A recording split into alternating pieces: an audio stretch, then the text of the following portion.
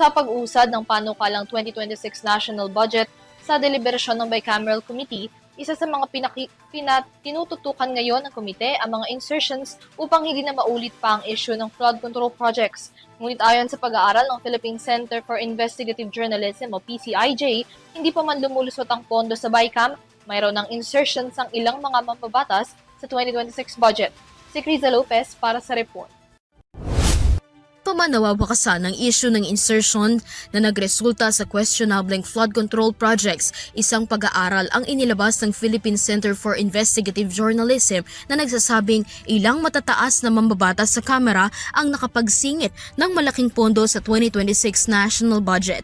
Ayon sa PCIJ, sa ilalim ng bagong liderato, si House Speaker at Isabela Representative Faustino Bogie D, ang recipient ng pinakamalaking halaga ng insertion sa 2026-23 billion DPWH budget. Sumunod ang bagong House Appropriation Chair na si Nueva Ecija Representative Micaela Swansing at kapatid nitong si Sultan Kudarat Representative Bella Swansing.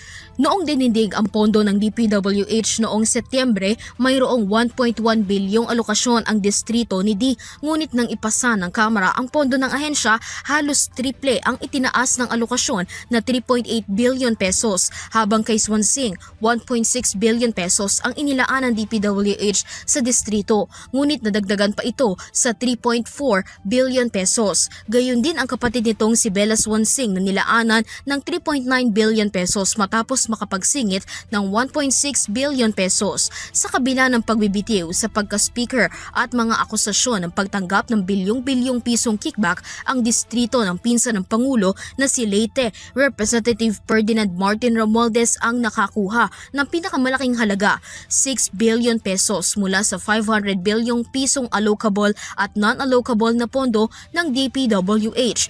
Ang halaga na ito ay nabawasan na mula sa orihinal na 9.9 billion pesos na ipinanukala ng DPWH para sa distrito ni Romualdez.